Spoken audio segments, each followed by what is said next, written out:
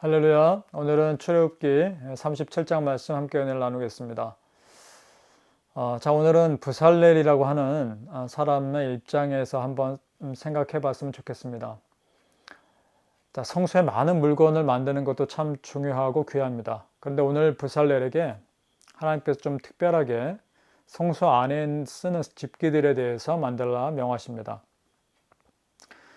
그러니까 부살렐의 입장에서는요, 얼마나 더 주의를 기울여야 하며 긴장됐겠습니까?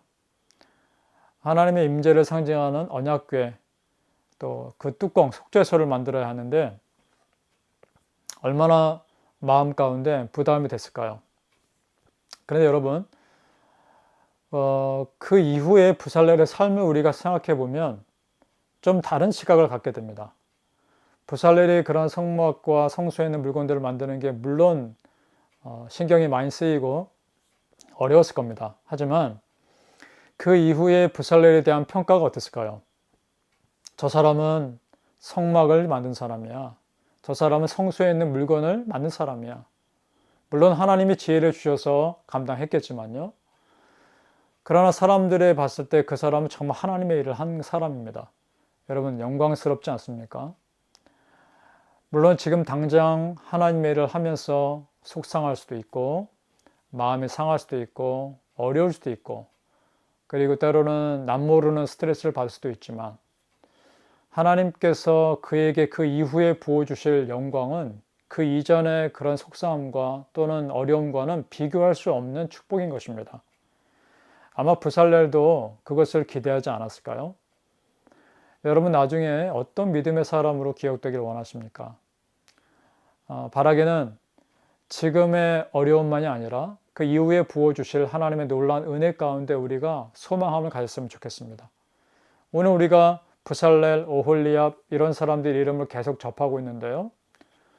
부살렙, 오홀리압 생각하면 어떤 생각이 떠오르십니까? 그 사람들은 성막을 만든 사람들이다. 참 거룩한 일을 한 사람들이다.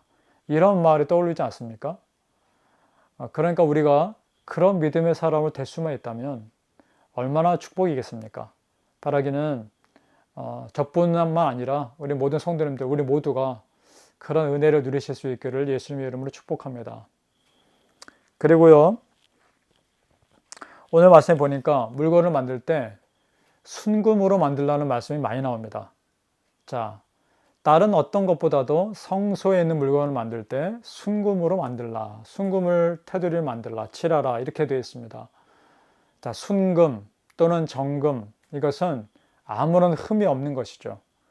하나님께 제사를 드리고 예배를 드릴 때 아무런 흠이 없는 제사를 드려야 함을 상징하는 것입니다. 그만큼 주실 은혜가 거룩하기 때문입니다. 그 중에 특히 오늘 속죄소에 대해서 생각해 보았으면 좋겠습니다. 오늘 6절에 보니까 순금으로 속죄소를 만들었으니 라고 되어 있습니다. 여러분, 속죄소는요, 한마디로 말하면 언약궤의 뚜껑입니다. 그런데 그 모양이 참 독특합니다. 천사 둘이 서로를 마주하며 날개를 쭉 펴고 그 날개가 마주 닿아 있습니다. 그리고 얼굴은 약간 숙이고 언약궤 밑을 바라보고 있죠. 그 언약궤 안에는 하나님 말씀 10계명이 들어있는 것이고요. 그 사이즈를 보면 이렇게 되어 있습니다. 두 규빗 반, 너비가 한 규빗 반.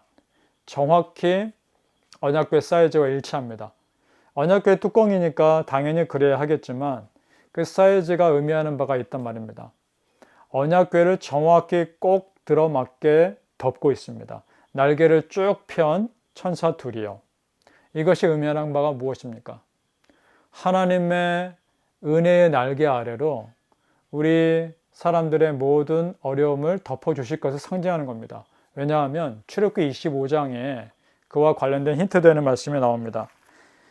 하나님께서 모세에게 속죄소로 만들라 말씀하시면서 이렇게 말씀하십니다. 21절과 22절에 속죄소를 궤 위에 얹고 내가 너에게 줄 증거판을 궤 속에 넣으라. 거기서 내가 너와 만나고 라고 되어 있습니다. 속죄소에 천사들이 날개를 쭉 펴고 서로 덮고 있는 언약궤를 덮고 있는 그곳에서 하나님께서 이스라엘 백성과 만나시겠다 말씀합니다. 자, 그러니까 하나님의 은혜의 날개 아래 당신의 백성들을 덮어주시고 만나주시겠다는 것입니다. 그래서 시편 기자가 이런 고백을 합니다. 시편 61편 3절과 4절에 이런 말씀이 있습니다. 주는 나의 피난처시요 원수를 피하는 견고한 망대이심이니이다. 내가 영원히 주의 장막에 머물며 내가 주의 날개 아래로 피하리이다. 여러분, 우리에게 그런 은혜가 있으시기를 소망합니다.